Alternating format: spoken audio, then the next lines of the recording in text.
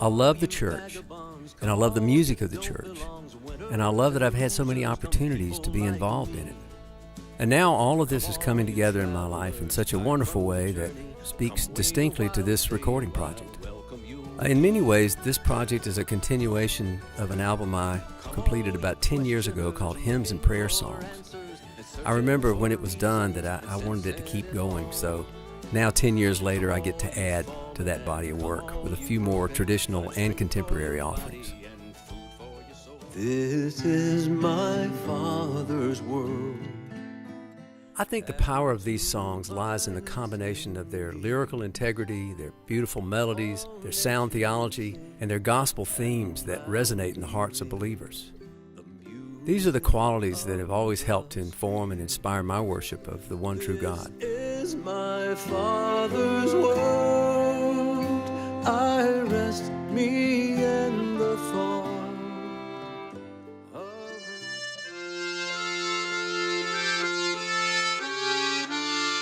I heard Jeff playing at the Station Inn with the Time Jumpers, and I was working on an album at the time. It was an album called Hymns and Prayer Songs. And I knew I wanted accordion on some of the songs, and so once I heard him play, it was like, man, that's the guy. And then you bring in a folk music genius like Aubrey Haney to come in and play Ron Block fiddle banjo, and mandolin, and Ron Block on banjo. You got these world-class guys, and falling in love with those songs when we put the headphones on again, going, this is why I make music. And you brought in this Settles connection. Oh yeah. Which is a whole nother element on that Charles Tinley song. Oh my goodness. That was amazing. And God is a Giver was like that was an afterthought to even include that song.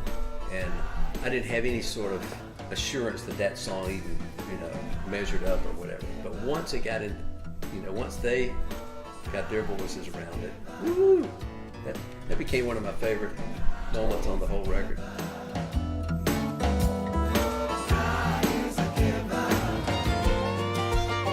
Creation gazed upon his face, the ageless one in time's embrace, unveiled the Father's plan. Oh, be ye glad, oh, be ye glad, every debt that you ever had.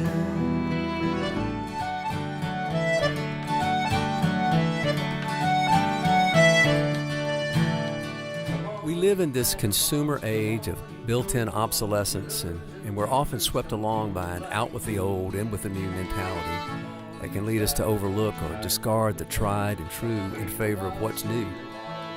Yet there are so many beautiful, wonderful songs that have come along just in my lifetime that I believe deserve to stick around. This album contains a few, which in my humble opinion are worth singing again and again.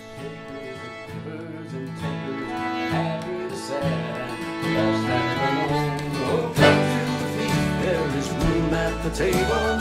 Come, let us meet in this